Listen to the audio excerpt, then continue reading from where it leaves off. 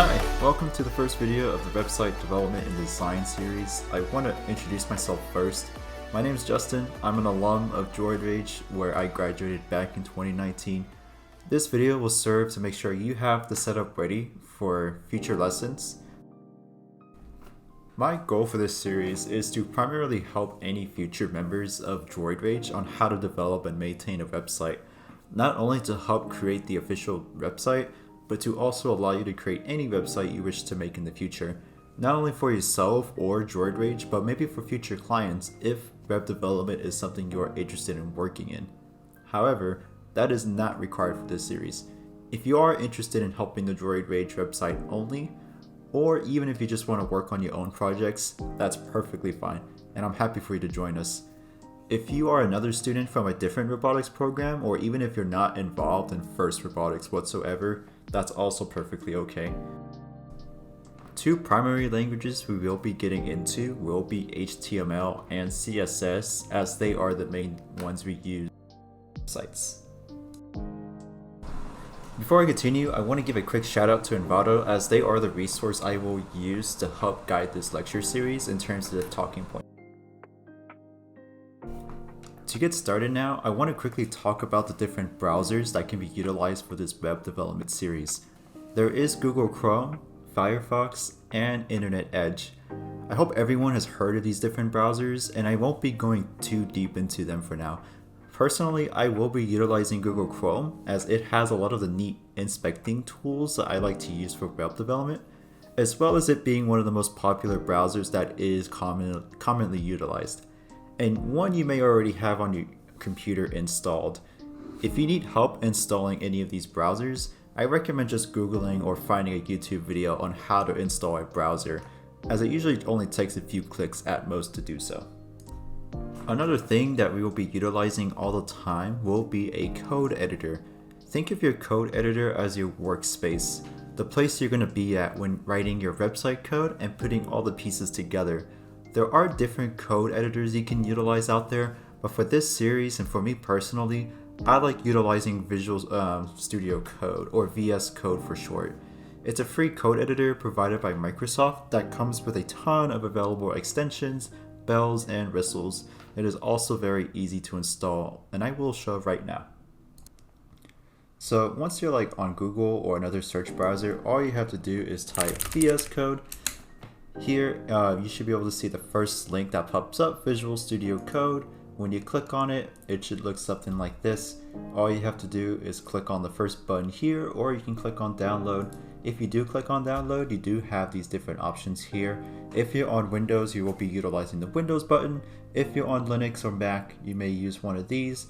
But for this specific example, I use Windows, and so we'll just click on Windows here. You can read about this if you want.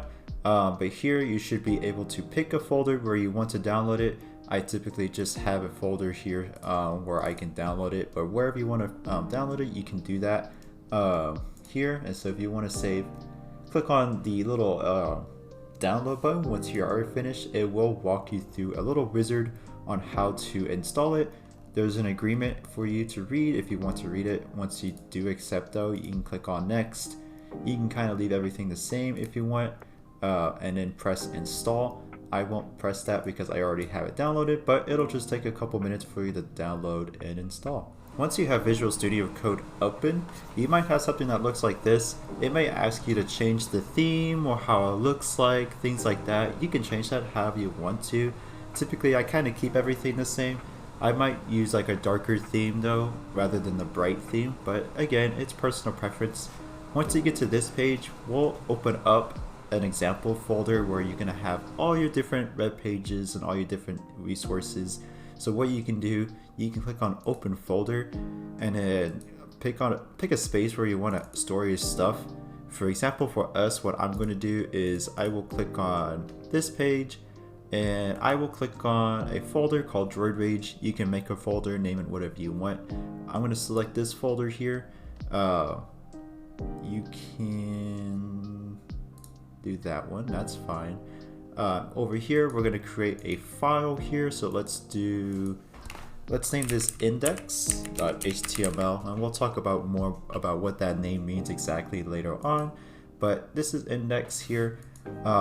Once you are started, go ahead and click on this little button over here that says extensions.